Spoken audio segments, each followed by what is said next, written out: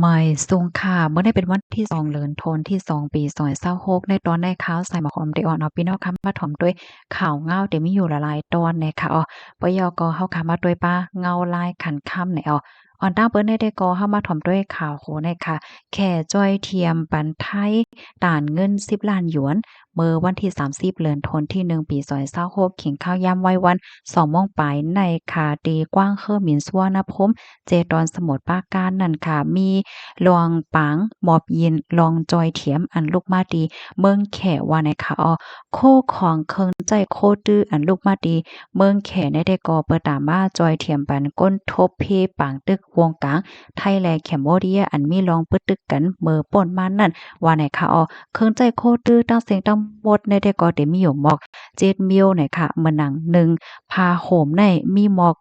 10,000ผืนเนาะ ยอกกอเต้งกู่นอนอันที่มันจังตบไหลในค่ะมีอยู่หมอก4เหงอันกำในซำตั้งแต่เฮาได้ฮ้องว่าภาคกลางค่ะเนาะอำนั้นก็สุดนั่น40,000ลังค่ะพัดลมเที่ยง8เหงเคิงตีนอนอันเป็นภาคกอบหมักเจ้าแนวแทง4เหงหลังแนวเสื้อหนาเสื้อแหกกังตั้งกัดในคณะเที่ยง15,000เหงโตปยกในเคิงใจโคตื้อเปิดดาเตแม่เฮิรนแม่เฮ็ดขึ้นเฮิรนเยว่าเจ้าใน4แหงเก้าปากจุ่มเพราะว่ามานับส่วนเงินตั้งเซ็งตั้งหมดก็เดตกอยู่หมอก10ล้านหยวนเจ้าในเนี่ยค่ะอันนี้ก็ได้เรียกว่าเป็นรองจอยเถียมเคิงใจโคตื้อเปิดตาจางเอามาใจตื้อไหลขั้นพื้นฐานตอนตาก้นวันก้นเมืองเฮ็ดจังไหนค่ะโคของอันใดค่ะเอาต่างตั้งเคอเหมียนไชน่าคาร์โกแอร์ไลน์2ลำ2เลเสียก็มาปั่นที่ในเมืองไทยในค่ะโปรแกรมที่1ได้ก็โคของในส่งมาถึงเมื่อวันที่30ค่ะมาจอมสายการบินเซียน CK277 ค่ะ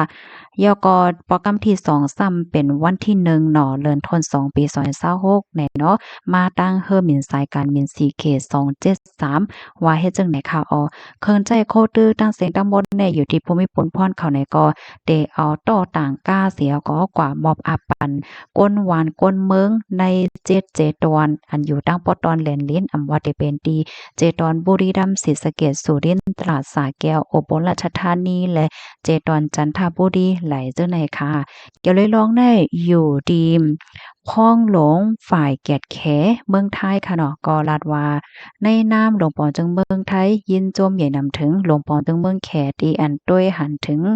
ก้นต่อก้นจอยเทียมกันเสียก็จอยเทียมปันก้นวันก้นเมืองไทยอันฮบทบยาเพย้อนปางตึกวงกลางไทยและแคมโบเดีย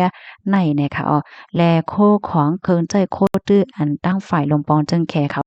จอยเทียมมาในกอในเดียวกว่ามอบอาปันก้นวันก้นเมืองสืบกว่าว่าเฮ็ดจังไหนคะก็นั้นแลยินจมใหญ่น้ำเต้ๆว่า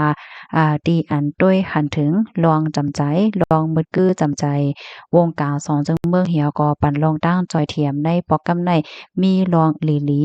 ต่อกันว่าสังว่าเจ้าในยินจมใหญ่น้ำเต้ค่ะวันไหนค่ะข้อมูลตอนในคาลิปริมาดีข่าวห้องการข่าว PPTV ออกไว้ไหนค่ะลูกดีข่าวเงาโหในเฮแลกับในเฮาค่ะมาถ่อมด้วยข่าวเงาเที่ยงตอนหนึ่งไหนค่ะในเป็นข่าวเงาตั้งปอตอนลอยใต้แล้งไหนค่ะเมื่อวันที่31เดือนธันวาคมที่1ปี2026ในของเสียวขึ้นจึงได้ตับซึ่งจึงได้ RCSSA ไล่จัดเฮ็ดปางเปิดโคใหม่เส้นตั้งเงาจึงเข้าสู่นาทีอุปเปิงมีผู้ขึ้นฮอดตั้งนำค่ะไหว้เสโหเป้าลงของเสียวขึ้นจึงได้ตับซึกจึงได้จอมซึกลงยอดซึกแลผู้ใหญ่ก้นหลงโกคองการฮอดเพียวเอาดีอยู่เมื่อย่ามกลางใน9โมงเย้านั่นในสังฆาเจ้าอ่อนหลูต้านหยาดน้ำเย้าสีโหเปาหลงอาสิ SSSA ไล่เกียดไหมลายเปิดผุยโคกว่าต่างให้ก้นตั้งน้ำลัดผ่านกว่ามางายลมใจนะคะโคไหมในอยู่ดีโหเปาหลงอาสิ SSSA จอมซึกหลงยอดซึกไล่มักมันใจจือโคลอยใต้ในเสหับน้ำหนักไหล30ตันแลห้องการลงป้ายมักมี RCSSA และหับปนพรก่อสร้าง ว่าไหนค่ะข้อมูลตอนให้ค่ะเลยปุยมาดีห้องการข่าวใต้ฟรีดอมต่างไว้ค่ะลูกดีข่าวเงาโหในเสแลกำในแต่ย้อนอ่อนเอาพี่น้องค่ะมาถ่อมด้วยข่าวเงาลาย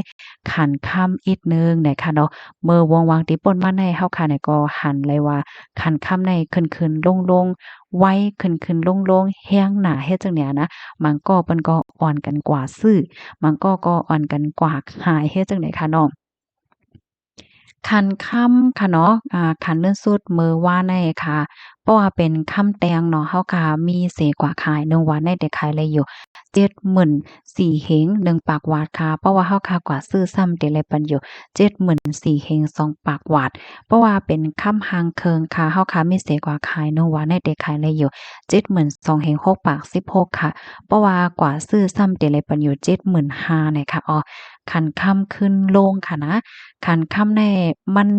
ยามขึ้นถึง83,000 เฮงหาปากค่ะเนาะมื้อ2-3วันติดป่นมาเนี่ยมื้อเหลียวเนี่ยก็ขึ้นกึ่งกลางลงกว่าเนี่ยค่ะเป็นส่ำว่าลงกว่าวันเนี่ยเซตาก็1วันเนี่ยยังตึกอยู่ที่75,000อยู่เลยค่ะเนาะได้เลยว่ายังตึกกาอยู่เฮ็ดจั่งใดคะนะเพราะว่ามันลงกว่าถึงขึ้น2-3หมื่นว่าจังหวะจั่งใดได้แค้นอีกหนึ่งเนี่ยค่ะเนาะตอนดาพี่ๆน้องๆเจออันอ่อนกัน แล่นกว่าซื้อเมื่อพ้องตี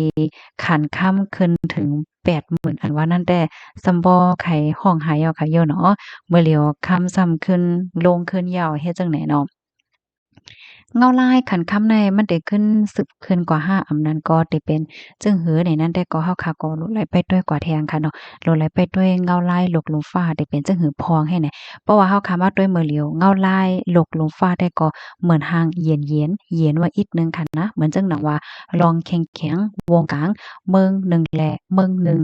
เฮ็ดแหน่เนาะลองแถมเอ็นแห้งซึก5อำนั้นก็ลองเถียมเครื่องกองกลาง5สัง5เฮ็ดจังได วงวางได้ก็เย็นไว้อยู่ให้เนี่ยเนาะก้อยกะว่าเมื่อลาได้สึกเป็นหือในนั้นได้เฮาขับกอมโฮค่ะเนาะก็โลเลยไปด้วยกว่าเฮียงเลยว่าโลเลยไปด้วยแหนมันมีพรตุ้มย้อนต่อขันค่ำค่ะเอาเหมือนจังเมื่อป่นมาในเฮาได้หันเลยว่าเงาลายอเมริกันและทางอิหร่านได้แข่งๆกันแฮงจ้าแฮงไว้เฮ็ดจังเนี่ยเนาะขันค่ำก็กึ่งกลางคืนให้แหนมื้อเร็วได้ก็เย็นไว้อีกหนึ่งยาวว่าไหนค่ะยินจมกูก็ดีรับถอมปันแห้งค่ะย้อนให้พี่น้องเฮาอยู่ลีกินหวานแลรอดเพ่กันกูก็ค่ะน้องใหม่สงค่ะ